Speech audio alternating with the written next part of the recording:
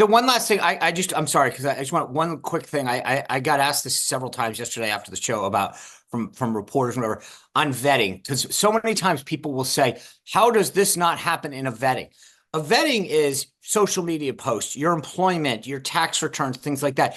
Allegations don't come up in vetting. No one calls your sister and says, hey, let me ask you, how did you behave? How did you now, No, for an no, FBI, no, That's not for an entirely true. no. The Okay, FBI does call, Drinking. because I've They been will look at contacted drinking. by the no. FBI In regarding a people being They will look appointed. at drinking. They will what look I'm at saying is, right. So when you do an SF-86 background check, yes, you will have them go out 3 deep and then 6 deep. But what I'm saying is, generally speaking, when a campaign vets somebody, it's at a level that's public information, what's available, and you're relying on the individual to be honest with you. And so if you, and this is why I bring this up, because we talked about this a while ago. People always think, oh, no one's going to remember the 2008 Christmas party where I, dressed up as Santa and was bad. It's going to come out.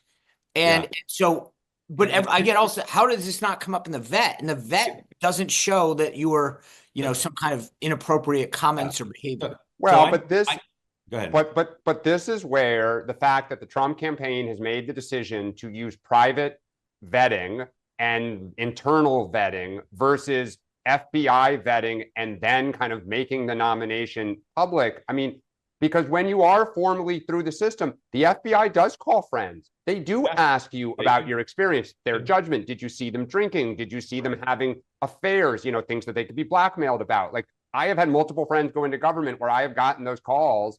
And then to your point, Sean, there is the attestation of, did you do anything that you're supposed to? And that is hard to go back 20 years. But this is a question about the fact that Donald Trump, again, has kind of thrown out the norms of a transition that have been put in place for the best interests of the country. I suspect because he doesn't trust the FBI and others, and that's a separate conversation, but it is a risk politically and potentially more than that to kind of go your own way here. And the senators don't like it.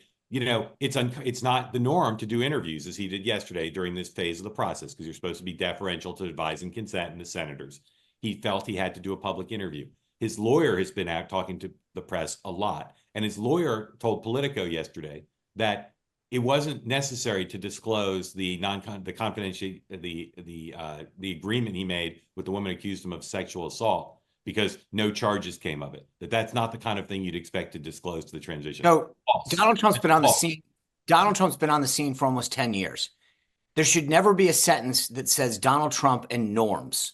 But my point is part of why some people in Mar-a-Lago, and maybe even the president-elect, are not totally ready to stand by him is he's not been fully forthcoming with them about things. Well, that's right. And that's the difference. Account.